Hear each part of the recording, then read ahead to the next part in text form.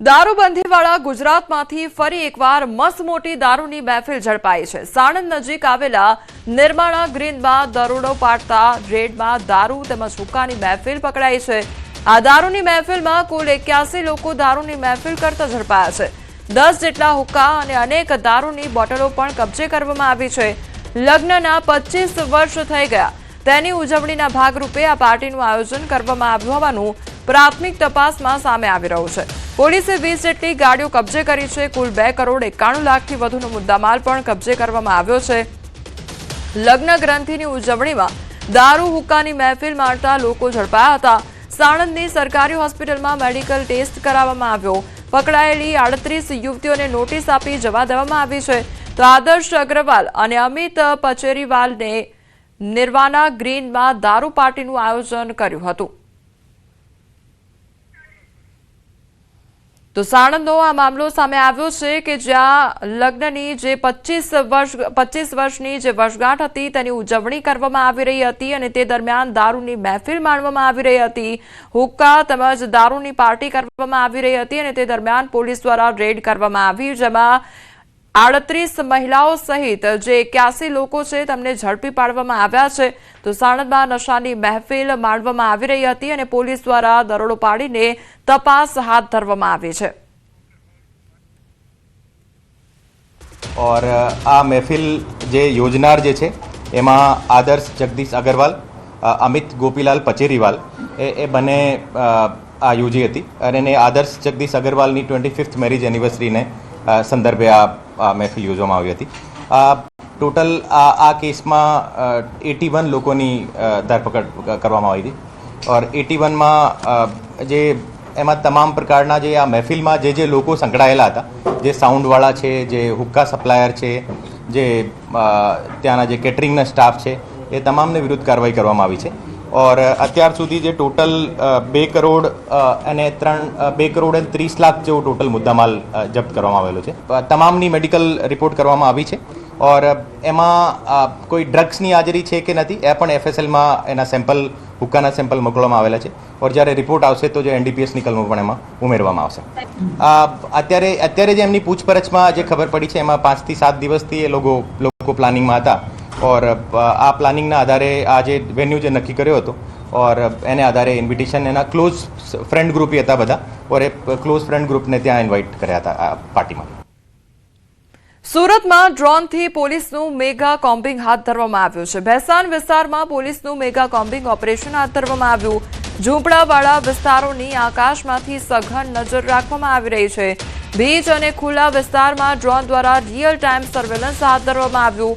Police પ્રવેશ કરતી સાથે જ ડ્રોનથી પાછળના રસ્તાઓ પર કડક દેખરેખ રાખવામાં આવી। અસામાજિક તત્વો નાસી ન જાય તે માટે ડ્રોન ટેકનોલોજીનો ઉપયોગ કરવામાં આવ્યો। 100 થી વધુ પ્લાસ્ટિકના કાચા ઝૂંપડાઓ પર ડ્રોનથી સ્કેનિંગ કરવામાં આવ્યું। કોમ્બિંગ દરમિયાન 78 શંકાસ્પદ ઇસમોની પૂછપરછ અને ઓળખની ખરાઈ કરવામાં આવી। અગાઉ તડીપાર કરાયેલા 12 ઇસમોની હાજરી અંગે ઝીણવટભરી તપાસ હાથ ધરવામાં આવી છે।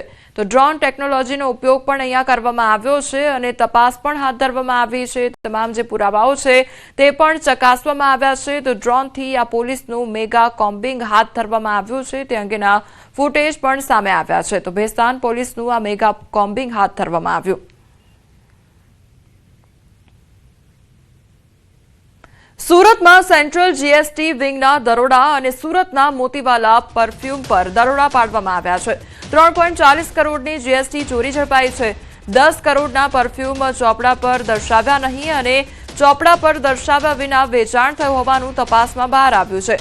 પરફ્યુમ પર 18% જીએસટી ભરવાનું હોવા છતાં સંચાલકે બિલ વગર માલ વેચાણ કર્યું હોવાનું સામે આવ્યું છે। 6 મહિના પહેલા પણ મોતીવાલા પરફ્યુમમાં તપાસ કરવામાં આવી હતી। હાલ જીએસટી એન્ફોર્સમેન્ટ વિંગ દ્વારા 3.40 કરોડનો ટેક્સ વસૂલાત કરવાની કાર્યવાહી કરવામાં આવી છે।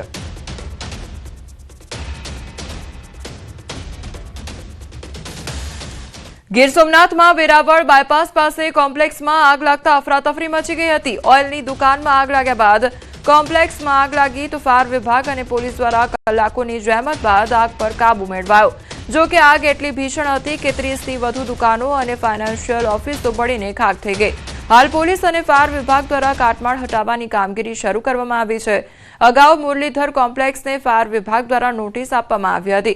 ફાયર એનઓસી વગર કોમ્પ્લેક્સ ધમધમતું હતું. પાકું યાદ છે કે મેં ફાયર સેફ્ટી અધિકારીને ફોન કર્યો ત્યારે બરાબર અહીંયા બાયપાસ કમાન સુધી પહોંચી ગયા હતા. ત્યાંથી અહીંયા પહોંચતા જ ફાયરે અચાનક જ વિકરાળ સ્વરૂપ ધારણ કરેલ, પરંતુ ફાયર ફાઈટર સમયે આવી જતા કે કાંઈ એવું જણાતું નહોતું. બાટલાથી અહીં લોકો પબ્લિક પણ મહેનત કરતી હતી કે ઓલવાઈ જાય. ઘણા અંશે ઓલવાઈ પણ ગઈ હતી, પણ પછીના ભાગે જે એસીપીની બોર્ડનો ભાગ હતો એને અચાનક જ આગ પકડી લેતા तंत्र द्वारा तरत फायर फाइटर आ जाता, तरत आग पाछी काबू में आ गई और मौके पे हमारी 2 गाड़ियां जो त्वरित पहुंच गई थी, तो फायर जो है उसको इनिशियल स्टेज में कंट्रोल कर लिया था और 2 ही जो शॉप्स है उसमें फायर आई थी पहले तो, और उसकी वजह से ऊपर जो है हीट गई थी और बाकी जो 40 जैसी दुकान इसमें इफेक्ट हुई है. इसमें इस कॉम्प्लेक्स में एनओसी नहीं थी और इसको नोटिस दिया हुआ था.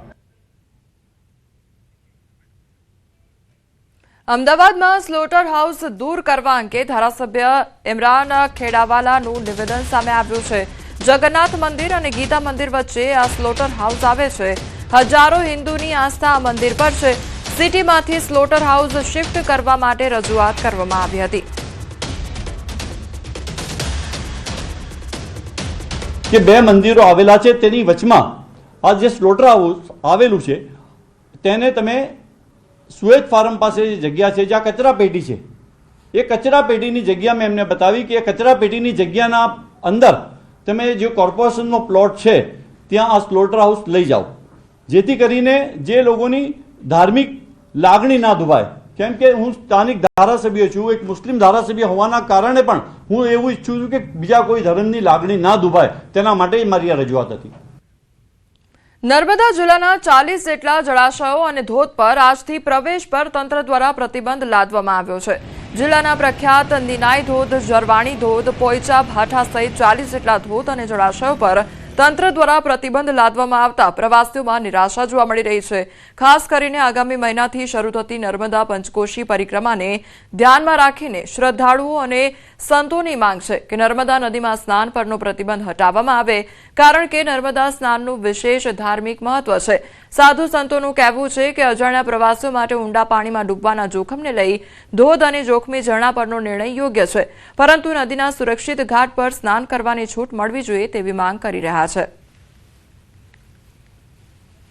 બધા સન્યાસી મહાત્મા તમામ યાત્રાળુ શ્રદ્ધાળુ એમાં સ્નાન કરતા હોય છે, તો સ્નાનની ક્યાંક ના ક્યાંક શાસ્ત્રમાં માન્યતા પ્રાપ્ત છે.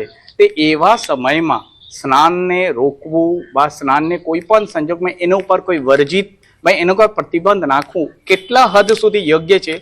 શાસન અને શાસ્ત્ર એક સાથે ચાલવું જોઈએ.